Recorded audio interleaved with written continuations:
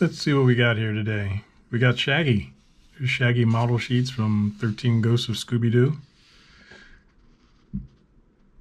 This is more or less a turnaround of Shaggy's head. So you see a 3/4 from the back, back view, 3/4 front, profile, full front, another 3/4 front with his mouth closed. Here we have mouth charts showing all the different mouth shapes that we use in the show. Then we have full body turnarounds. You see that baggy t-shirt on him, big hands. And this is a turnaround just from the waist up. So I didn't spy one of the attitude sheets, but let's see if we can give drawing Shaggy another try. Let's try this one, the 3/4 front with his mouth open, smiling. I seem to have a cat walking across here. All right, kitty, thanks a lot. Don't wreck everything. So to do him, let's say that his head actually comes up here and his neck connects here.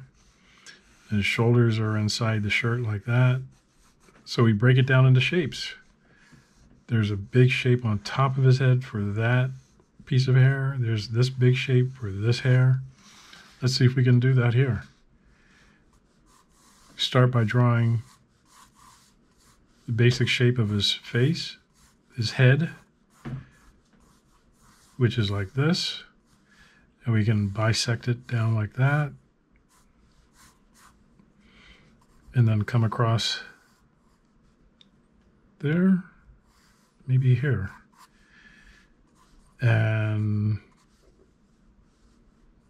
as we do that, let's take his nose, which comes down like this, and then comes under here. Kitty, please don't wreck anything. And then his mouth goes like that and up, and then curves around here.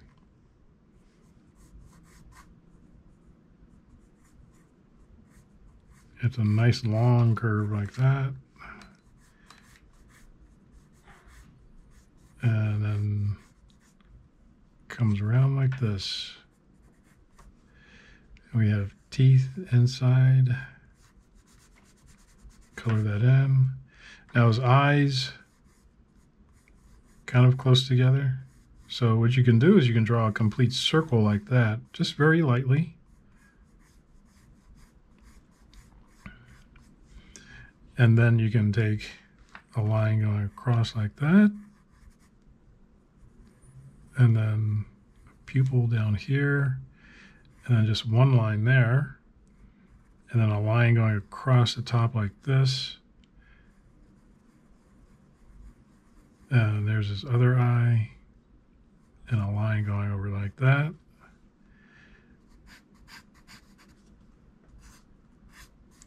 Again, I'm using a very inexpensive pencil here. It's a number 2 pencil.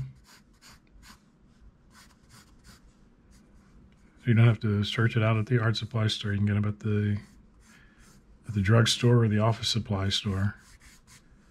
And they're not very expensive. Even at the supermarket, they carry pencils, so don't have to spend a lot of money. And it looks like his ear actually starts somewhere up here, but it would connect to his head. So we always want to draw stuff that connects so that we show what's going on underneath. In this case, what's going on underneath hair. And he's got this big piece that comes down here. And then up.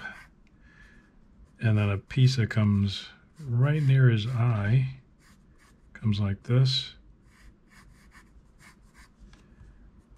And then it goes, let's see, he's got an eyebrow that goes here.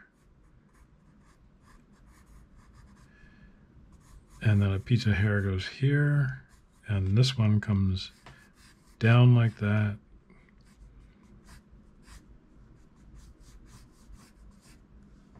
This one has to come over here. And his other eyebrow goes like this.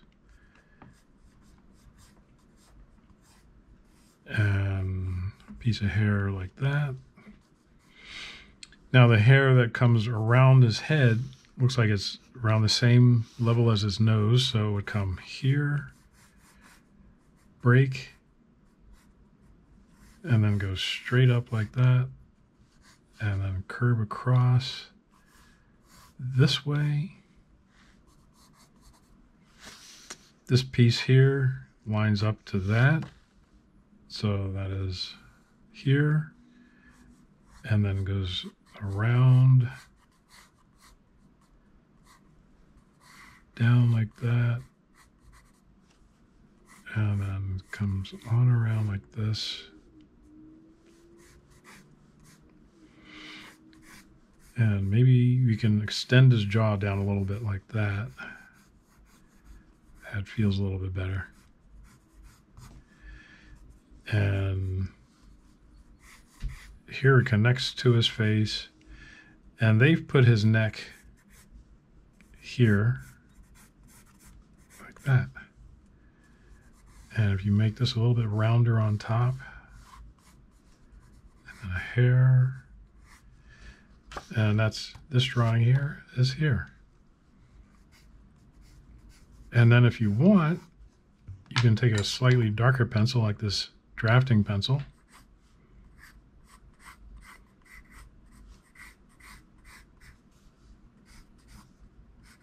and go over your lines a little bit just to tie them down.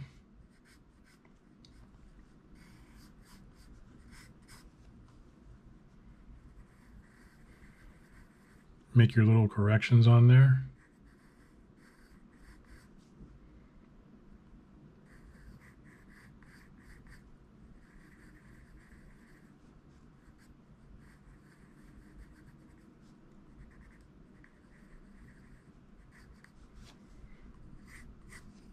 And if it's still not quite dark enough, you can use an ebony pencil.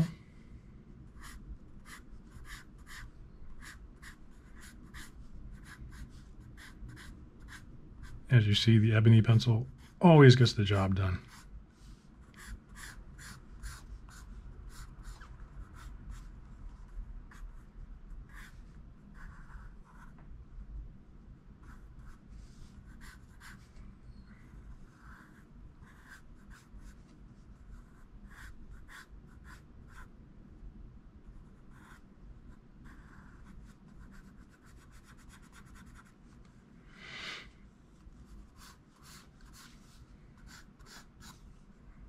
And then the neck here, like that.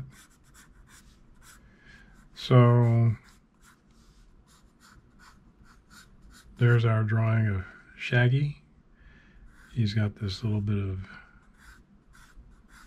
beatnik beard at the bottom, like this. Looks like a millipede on his face.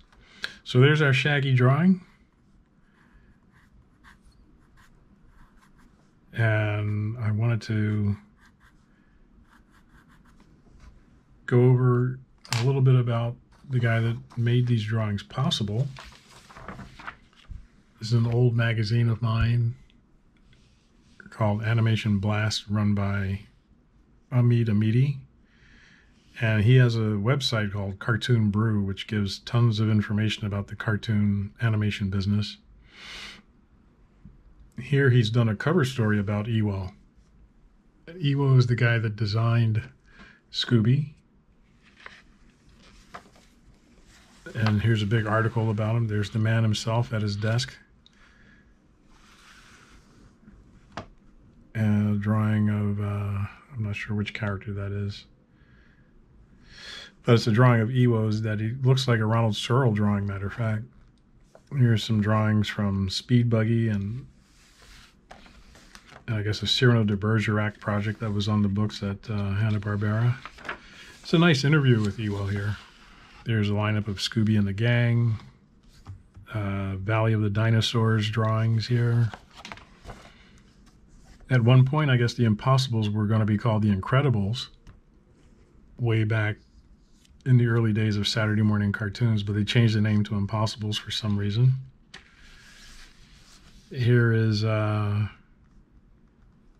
I guess it's Paul Bunyan. Some concept drawing of Paul Bunyan. There's a picture of Iwao himself. There's Penelope Pitstop. This lug here was from Where's Huddles, a summer replacement animation show.